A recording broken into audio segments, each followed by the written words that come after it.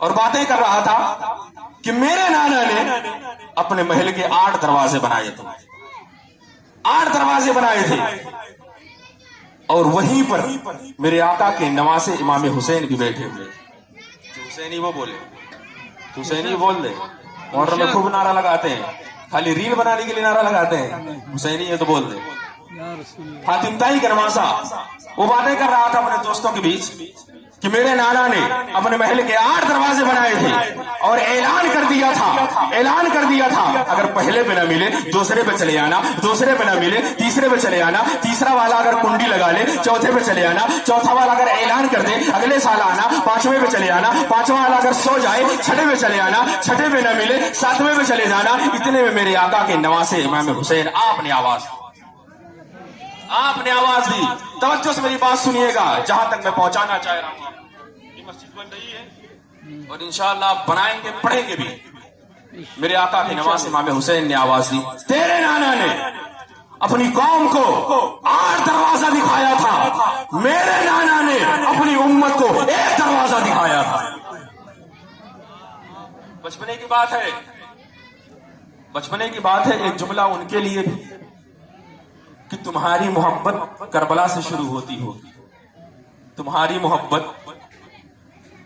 کربلا سے شروع ہوتی ہوگی، ہماری محبت حسین سے گود مصطفیٰ سے شروع ہوتی ہے۔ کربلا والے نہیں صرف کربلا سے محبت شروع کریں، ہم تو پہلے سے جانتے ہیں۔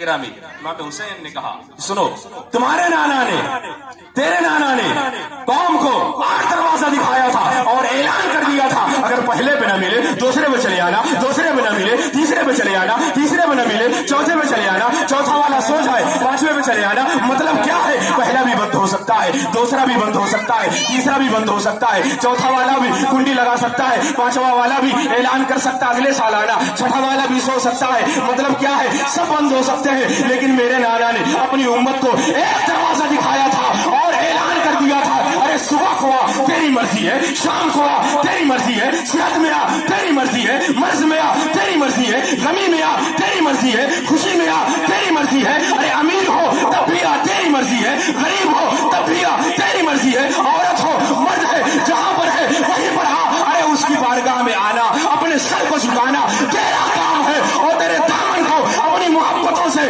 اپنی رحمتوں سے، اپنی عنایتوں سے بھر دینا میرے رب کا کام۔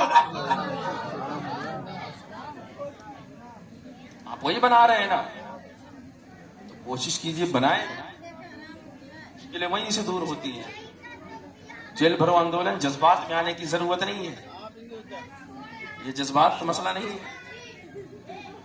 میں جو کچھ بیان کیا اور ایک روایت اور بیان کر دیتا ہوں، مجھے یاد آ گئی اچانک کہ مسجد بنتی کہاں،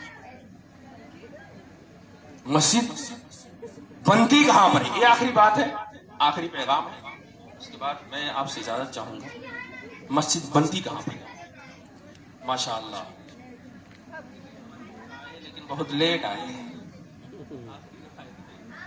یہ آخری بات ہے، مسجد بنتی کہاں پر؟ اس سے پہلے مسجدیں بنتی رہی، اللہ نے جیسے چاہا بنا دیا، جہاں چاہا بنا دیا، لیکن جب سرکار کا دور آیا اس سے پہلے عبادت گاہیں ہوتی تھی۔ آپ پڑھیں گے تاریخ تو آپ کو پتہ چلے گا، وہ خاص مکان ہوتے تھے، خاص مقام ہوتے تھے، وہیں پر عبادت کی جاتی تھی۔ لیکن مسجد بنتی کہاں پر ہے؟ کسی کو معلوم ہے؟ میں بتاؤں، ایک روایت مجھے ملی، مصر کی سرزمین پر امام شعراوی ایک بہت بڑے اللہ کے بزرگ گزرے، آپ ایک سیمینار میں تشریف لے گئے، مفتی شام میں مفتی شام کے پاس کی سرپرستی میں وہ سیمینار تھا، اور مفتی شام کا یہ دعویٰ تھا آج تک کوئی ایسا مسئلہ نہیں جس کو میں نے حل نہ کیا ہو، بتایا نہ ہو۔ امام شعراوی علیہ رحمہ جب آپ گئے، جانے کے بعد آپ نے سوال کیا، مفتی صاحب صرف اتنا بتا دیجئے کہ سرکار کے غسل کا پانی آخری وقت میں جو غسل دیا تھا وہ پانی گیا کہاں؟ صرف آپ اتنا بتا۔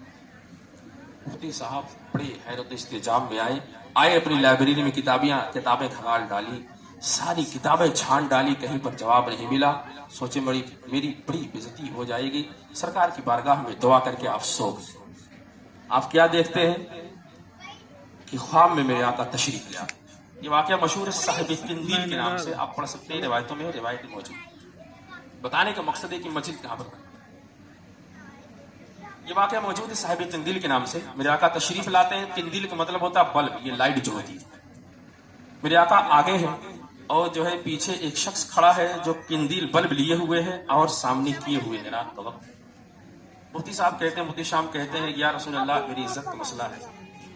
مشہور ہے زمانے میں کوئی ایسا مسئلہ نہیں جس کو میں نے حل نہ کیا ہو, لیکن آج مجھ سے ایسا سوال کیا گیا ہے جس کا جواب مجھے نہ مل سکا. آپ بتائیے. میرے آقا نے فرمایا اس صاحب قندیل سے پوچھ لو. شخص کھڑا تھا. جب قندیل ہٹائی گئی تو کوئی اور نہیں, امام شعراوی تھے. اللہ کے بزرگ امام شعراوی تھے. اس لیے کہ قرآن پاک میں آیت کریمہ فوق ذکر علم علیم, علم والے کے اوپر ایک علم والا ہے